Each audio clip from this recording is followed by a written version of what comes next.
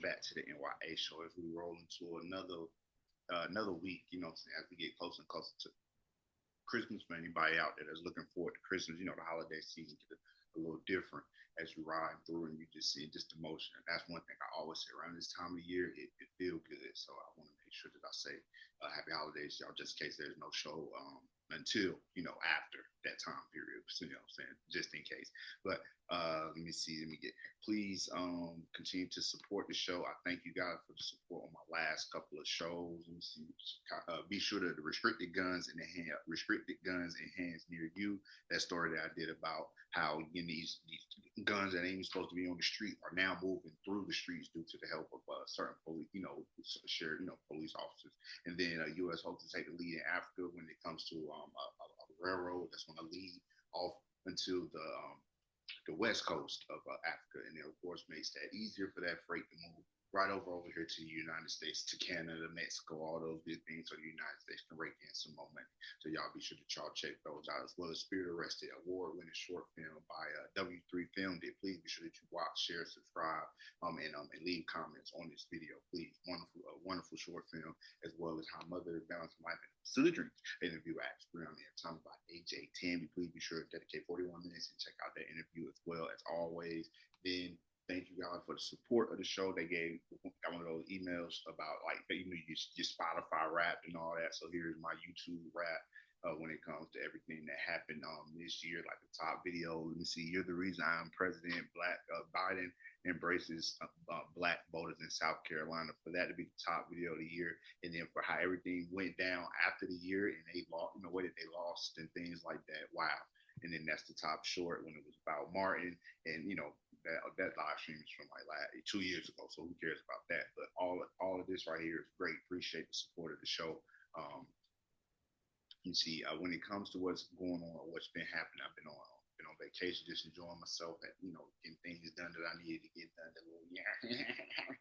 Baby boy had arrived in here, so just spending good time, good time. I just job as around here, because it's a real good, real good time. I'm hoping the same for you guys. I'm really hoping the same for you guys. And please enjoy your weekends. Like I said, enjoy your holidays as they come up and approach as we enter next week, because this show will probably come out on Friday or maybe Saturday. So Giselepelicot's ex-husband jailed for 20 years in this mass grape trial. You see what the word actually says, but I got to be sensitive with these words out of this story off of BBC News out of France. So I think it's real important. You want to read through the story about what happened to this woman and how Mickey Freaky, her husband, had to be, even for a man of his age and back in the day like that, to be doing these type of things. So French grape survivor Giselepelicot's ex-husband has been jailed for 20 years after drugging and graping her and inviting dozens of strangers to also abuse her over nearly a decade. Dominiquepelicot, who was 72, was found guilty on all charges by a judge in Avignon, southern France, and cried in court as he was sentenced to the maximum term. He was on trial with 50 other men, all of whom were found guilty of at least one charge, although their jail terms were less than what the prosecutors had demanded. Mrs. Pelicot and her family and her children looked emotionless as the verdicts were read out, occasionally glancing at defendants and resting their heads against the wall. The convictions brought an end to France's largest grape trial ever, which over the course of 3 months has shocked the country and the world. But this is my very first time hearing about it, and it caught me. I'm sorry, let me go ahead and try to bring this to the show and share this with people who may not have seen it or may not have known about this. On Thursday morning, police shut down a road opposite the courthouse to accommodate hundreds of people who turned out to offer their support for Mrs. Pelicot. A large banner reading "Thank you, Giselle" was spread across a wall facing the entrance. Underneath it, several members of the public chanted, "Grapists, we see you," as defendants trickled into the trial. Here's one of the defendants arriving in court wearing a hood and a face mask to hide his identity. And this is when I heard one of the women, the children of one of the accused, men that were found guilty, there was still this one. I think about Diddy, how everybody got mad because Diddy children were supporting him, but this young lady was still like, "Hey, that's not like my dad that I know." I think that the amount of years that they gave him is too much, because because at the end of the day, who really say what's the right amount of years for raping, being involved with raping someone? That I can't truly say that, but you still have these children who are very supportive of their parents on some like, oh, he need to be home sooner. Like, we get that he did what he did. Sorry, but we need him home sooner than that. It's like that type of energy from when I heard it. Speaking outside of the courtroom following the verdict, Ms. Pelicot said that the trial had been a very difficult ordeal. Her grandson, who was in his late teens, was standing next to her for the first time, his arm over her shoulder as she addressed the media. Her voice faltered, and I'm going to play that video as well if I have time once, as she never regretted her decision to make the trial public so society could see what was happening. She wanted everybody to be able to get a view of what happened and hear the story of what happened to her. The 72-year-old's decision to waive her automatic right to be anonymous was highly unusual. She attended almost every day of the trial, appearing in the same courtroom as her husband of 50 years, who she is now divorced to. The man he was married to for 50 years. He sat in the trial every single day as he went through after how could somebody do what he did to her. French and global media following the case grow interest upon the journalists.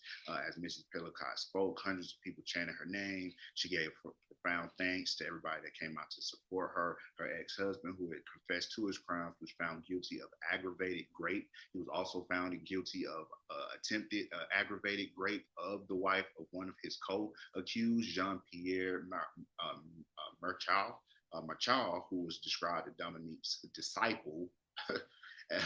As he drugged and raped his own wife for years and invited Dominique to do the same, was jailed for 12 years. They was getting it popping in the craziest of ways. You're in this. Wow. Okay. Caroline. Okay. Now see, Dominiquepelicot was found guilty of taking indecent images of his own daughter, Caroline Darien, and his daughter-in-law, Aurora and Celine. Caroline, who was in court on Thursday, his daughter, previously told the trial that she felt she was the forgotten victim, as unlike in her mother's case, there was no record of the abuse she is convinced was inflicted on her. Dominique denied drugging and abusing his daughter. I will never come see you, and you will die alone like a dog, she shouted at him in court in November. This man was sick, man. Whole family up turned on him as he should. After the verdict was delivered, Dominiquepelicot's lawyer said that her client was somewhat dazed by the sentencing and would consider whether to appeal. He has 10 days to decide whether to do so. 10 days if he decides to appeal. Dominiquepelicot stood accused along 50 other men, 46 of whom were found guilty of rape, 2 of attempted rape, and 2 of sexual assault. Several of them have already spent years in jail as they were arrested when the police conducted their initial investigation in 2021. So they've been sitting there for a while. It's just not just the trial, of course. Most of the men on the trial had denied that they did what they did was rape. They argued that they did not realize Mrs. Pelicot was unconscious and therefore did not know they were raping her. It is an argument that sparked a nationwide discussion about France's legal definition of rape. What? The defendant's jail term ranged from between 3 and 15 years. In a statement to AFP news agency, the Pelicot children said they were disappointed by the low sentences. Are they trying to say that they consider rape different? Like, if the story started with her being unconscious, that's what I'm leading with. But are they trying to say that she wasn't unconscious when they were doing this for almost a decade from 2011? For almost a decade from 2011, Dominiquepelicot drugged his now ex-wife and raped her and recruited dozens of men online to have sex with her while she was unconscious. His crimes were discovered in 2020 when police arrested him over a separate charge, Mr. Freaky Deaky Man, of filming up the skirt of women in a supermarket. So you're talking about a man. Nowadays, you can just pick up your phone and just do stuff like this. This man was on the Freaky Deaky when you had to have a real video camera, set it up, hidden camera, and things like that. Police seized his devices and found thousands of videos on his laptop with evidence of around 200 rapes. Investigators used the videos to track down his co-accused, although they were unable to identify the additional 21 men. So this is not even all of them. And the man, Dominique, admitted to the charges in 2020. The trial sparked nationwide discussion about whether the issue of consent should be added to France's legal definition of rape, as it has been in Europe in European countries. Grape in France is currently defined as any act of sexual penetration committed against another person by violence, constraint, threat, or surprise, meaning prosecutors must prove intent to grape. Many other defendants argue that they did not realize Ms. Pelicot had not consented, claiming that they were tricked by Dominiquepelicot and believed that they were going to a couple's house for a threesome involving a fantasy that the woman would be asleep. Come on, man. Come on, man. The trial also would shine a light on the issue of chemical submission or drug-induced sexual assault. Most of the 50 men came from the towns and villages in a 50-kilometer, 30-mile radius of the Pelicot's home village of Mazin. They included firefighters, lorry drivers, soldiers, a journalist, and a DJ, and were described by defense lawyers as being ordinary people, earning them the nickname Monsieur Tout le Monde, Mr. Everyman. Because one thing they said when I listened to them talk about this case is that the men in this case seem to be like any men that you would see walking down the street, any man that's involved in your life is what you can describe every man that was involved in this type of thing here. So this sounds mad or weird. I don't know how you could have even thought these situations were whatever that they thought that they were. I don't know if that defense got y'all like last going to jail. You know what I'm saying? That type of defense put up. I don't know what they was thinking with that. But y'all let me know what y'all thoughts are. Maybe I'm looking at it. Maybe I'm looking at it wrong. So let me go ahead and play this video as well. I guess with reading subtitles in a second, and if I can. If it doesn't have an ad. As she spoke outside. C'est avec une profonde émotion que je m'exprime aujourd'hui devant vous. Ce procès a été une épreuve très difficile et à cet instant, je pense en premier lieu à mes 3 enfants, David, Caroline et Florian. Je pense également à mes petits-enfants, parce qu'ils sont l'avenir, et c'est aussi pour eux que j'ai mené ce combat, ainsi qu'à mes belles-filles, Aurore et Céline. Je pense aussi à toutes les autres familles touchées par ce drame. Je pense enfin aux victimes non reconnues, dont les histoires demeurent souvent dans l'ombre. Je veux que vous sachiez que nous partageons le même combat. Je souhaite exprimer ma gratitude la plus profonde à toutes les personnes qui m'ont soutenue tout au long de cette épreuve. Vos témoignages m'ont bouleversée et j'y ai puisé la force de revenir chaque jour pour affronter ces longues journées d'audience. Je remercie également l'association d'aide aux victimes, dont le soutien sans faille m'a été inestimable. À tous les journalistes qui ont suivi cette affaire depuis son origine, je souhaite exprimer ma reconnaissance pour le traitement fidèle, respectueux et digne dans lequel ils ont rendu compte quotidiennement de ces audiences.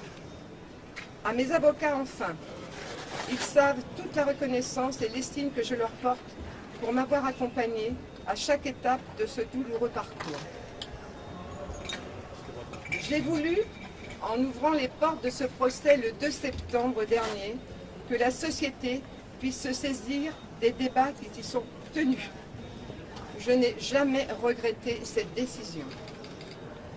J'ai confiance à présent en notre capacité à saisir collectivement un avenir dans lequel chacun, femme et homme, puisse vivre en harmonie, dans le respect et la compréhension mutuelle. Je vous remercie.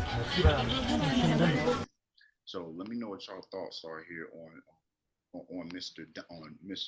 Dominique's actions here, jail for 20 years now. Y'all gotta remember, this is these people, mom, dad, grandma, and grandpa, and his actions that's completely probably torn his family and split everything into each and every way by his own decisions, trying to be Mr. Icky Freaky Man, Diddy times 2000, you know what I'm saying? But let me know what y'all thoughts on this story. 20 years for this man, Mr. Dominique. So over there in France, N.y.a show, share the story. Let me know what your thoughts are on it, and I'll see y'all at the next meetup. Enjoy your holidays. Be safe.